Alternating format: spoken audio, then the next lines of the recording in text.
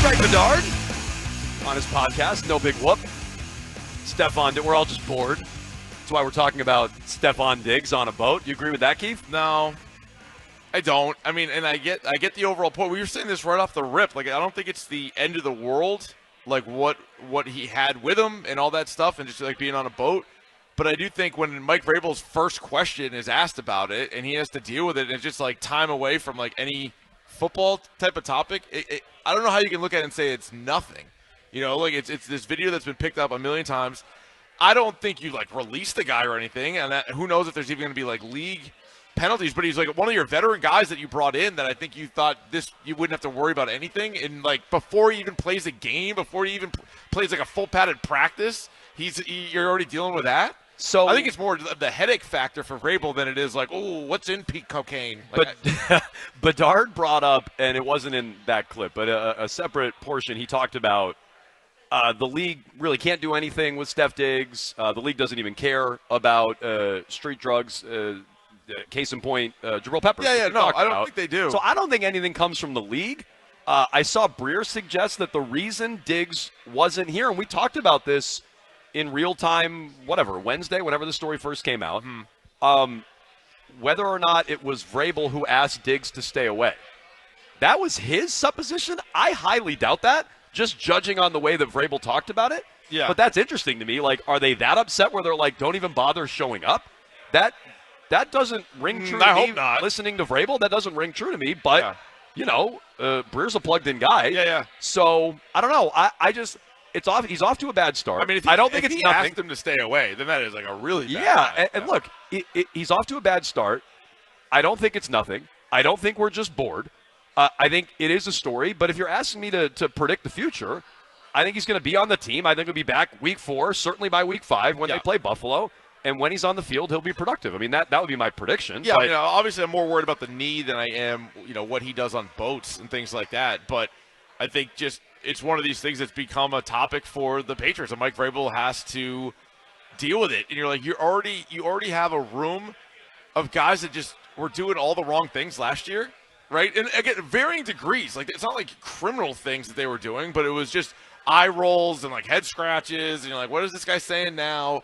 They ended up cutting a couple of guys that like posted stuff on Instagram. Maybe not directly because of that, but it was all on the long line of stuff. Like every one of those receivers. So now you bring in a guy that's played more games than everybody else, and now like he's doing stuff too that you're just like, oh my god, with this. It's the kind of stuff you were hoping you weren't going to deal with as much with Mike Vrabel. It wasn't really on my radar with Diggs yelling at a quarterback, showing up a coordinator or something in game demanding the ball. Like that was all on my radar. Right. But, yeah, this kind of stuff really wasn't. So you can jump in on this, 617-779-7937. Tom E. Curran was on WEEI afternoons yesterday. He joins us high noon every Tuesday on Jones and Keefe, Tom E. Tuesday. Also Thursdays on WEEI afternoons. I thought he had some interesting thoughts on Drake Maye and his, inaccuracy and start to OTAs. Here's Curran yesterday. But he is having some wild misses. They're not near misses. They're related to movement. He'll roll a little bit and throw from that kind of like a shortstop flinging it to first kind of platform, which is not ideal for perfect accuracy, but he does have accuracy with it. We've seen him make those throws, but there just seems to be a lot of them. So I don't think it's a concern. I don't think it's a worry. It's certainly a concern if there's a regression to having sloppy mechanics, because Alex Van Pelt spent an inordinate amount of time on those last year. Okay, so I don't know what that means. Does that mean Josh McDaniels isn't? Does that mean that it's just things that Drake Maye has to tighten up? But it goes beyond the picks is my point. Well, this or at least what I would hone in on. It goes beyond, it's just 4 interceptions, no big deal. The guy's wildly inaccurate. He's skipping throws like a shortstop. Like, I don't like that. Now, this is where I think you're one of these you can teach accuracy people, yes. Right? And there's been proof of it. I mean, Josh Allen, his first 2 years, even his second year where they were winning a bunch of games. I'm really more of an accuracy is overrated. Accuracy is overrated. Really also, not that you can teach it. No, I think you kind of can, though. Like, in a weird way, you would think that's just something that you kind of have, but I think Josh Allen is proof of that. Even like Jalen Hurts, I feel like at one point Jalen Hurts wasn't super accurate, and then now you're like, he's like pretty pinpoint. So maybe that's just something that's going to come later in his career. And like, so maybe maybe he will have some issues with accuracy in year 2, but it doesn't mean you like write him off, because I think plenty of people. I mean, it'd be hilarious to dig up everything that was written and said about Josh Allen halfway through his second year. I think people are ready to move on from the guy, and now he's the best quarterback in the league. Oh, I mean, I don't want to say leading that charge. I think there were probably a lot of Bills fans leading that charge. But I didn't believe in Josh Allen early on in his career. And, yeah, I thought the inaccuracy would catch up to him. I thought he was too turnover prone. And he's cleaned a lot of that up. I mean, he'll still turn it over, not as much last year.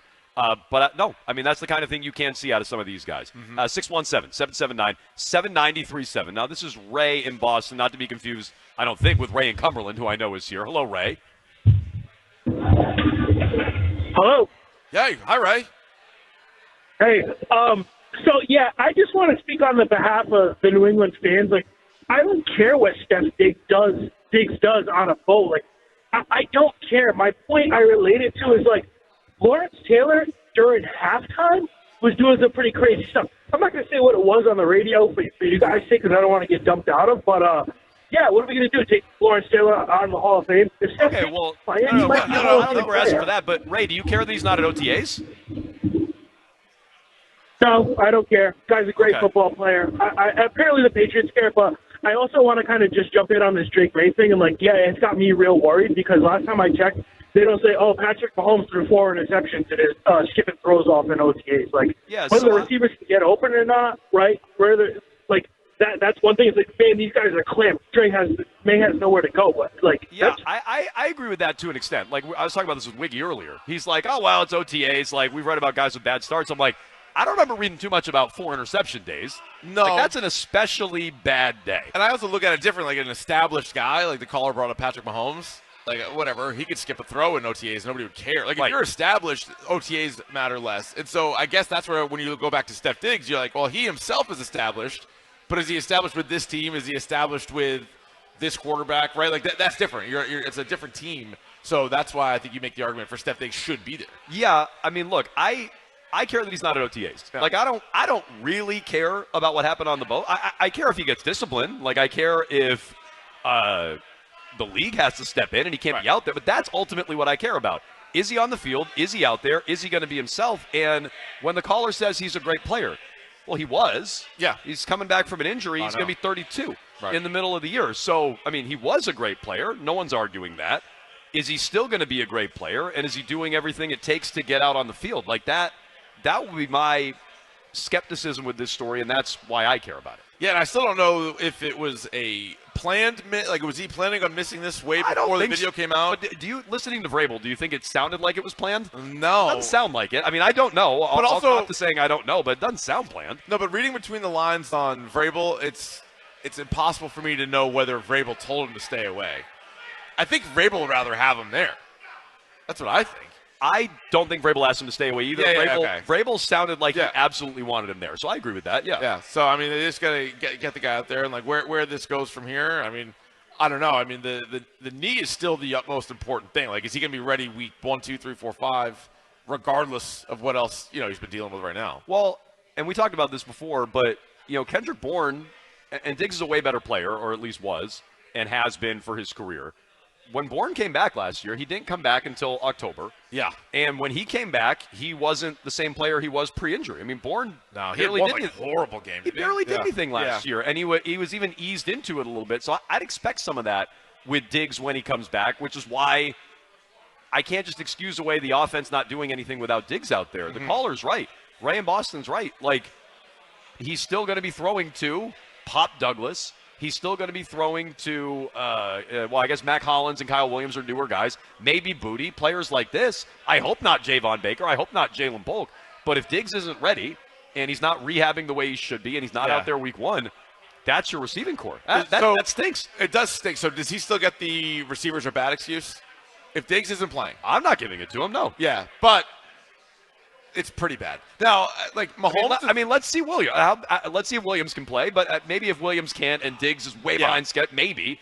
But not early in the year, especially with Diggs, I assume, coming back around the beginning of October. And like Jaden Daniels had Terry McLaurin and not much else after that. Right. So if you're able to put up those kind of numbers and win that many games with just McLaurin, that kind of hurts the argument for giving Maye excuses about Steph Diggs. See a Aquidneck going out for a sail there. That's a big boat. That is a big boat. Was that a ship? No, that's a boat. That's a sailboat. Sailboat. That's what I call that. I heard. It's a good size. I think you'll be able to see it on Twitch. Oh yeah. You should be able to. The people from the Intrepid stopped by. I don't know that Wiggy was willing to go out on that. Wiggy said he's more of a yacht guy, not so much. Is that right? Like a parked yacht. He's more of a yacht guy. He's not like an America's Cup style. Because he doesn't like the tilting of the boat, which I was kind of with him on. So he gets seasick, is what you're saying. Well, I think you can wear one of those little bracelets. I think he's afraid of falling in the ocean, which I wouldn't really want to do either. I don't want to tip off a boat. I like a good swim, though. Look, I like a soak as much as anybody. Yeah, you were there this morning. I took one this morning. I'm not trying to fall into the ocean off like a schooner. I'm not trying to do that. That's exciting. That's the Equidneck. Yeah. Yeah. Yeah, no, it's out for a little sale. Is the 8 rings plus 1 docked somewhere? I don't know. That's a good question. Right. We got our eyes out for Steph Diggs' boat. We got our eyes out for the the 1 plus 8 rings. Oh, yeah, 1 plus 8 rings. Yeah, very, very classy name. Yeah. For sure. So That's Jones great. and Keefe at the Lobster Bar in Newport. It is the Greg Hill Show Road Show After Show.